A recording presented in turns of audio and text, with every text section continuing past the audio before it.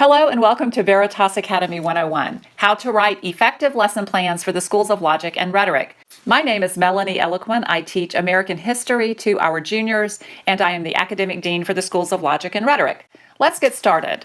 I'm confident that we know what a lesson plan is. As a reminder, it is our framework for learning, a detailed description of our course of instruction. It includes our learning targets and our methods of instruction, and it embodies the hopes and plans that we have for our student achievement.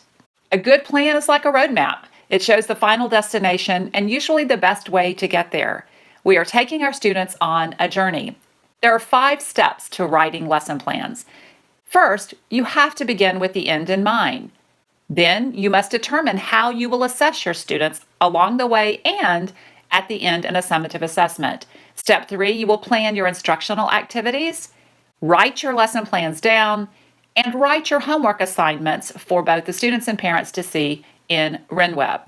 Begin with the end in mind. To begin with the end in mind means to start with a clear understanding of your destination. It means to know where you're going so that you better understand where you are now so that the steps you take are always in the right direction. It's a target.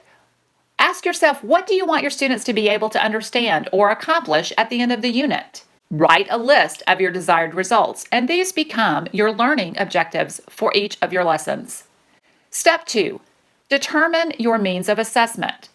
Each unit will end with what we call a summative assessment. This is what we will accept as proof that our students have attained our desired results. It could take the format of a test, or an essay, or a lab report. After daily instruction that is guided by our learning objectives, we want to use some sort of formative assessment. And these serve as methods of measurement so that we know how our students are doing on a daily basis.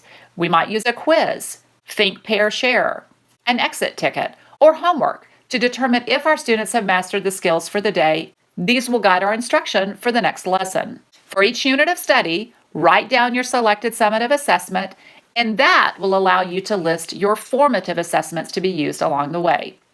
Step 3, plan instructional activities. That means you determine your method of instruction or your learning activity. You identify resources, excerpts from texts, videos, websites, or handouts, and you plan your time for each class session. Step 4, writing down your lesson plans. At Veritas Academy, we use RenWeb as our platform for our lesson plans. You will notice we always include at the top the objectives for the day. The learner will, followed by the objectives that you have.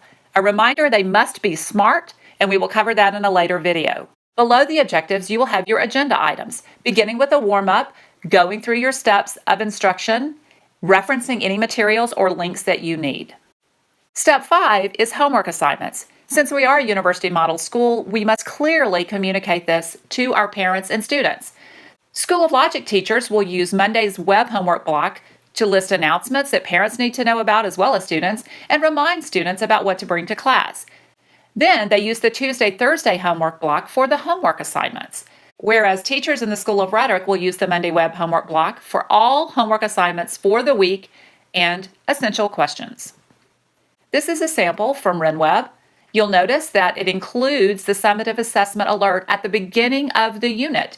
The students know where they're headed and when it happens. It also includes time estimates in parentheses for each assignment, and it's a great place for reminders for guidance for your students. To summarize, you begin with the end in mind, you determine your summative and formative assessments, you plan your instructional activities, write down your lesson plans, and record your homework assignments for your students.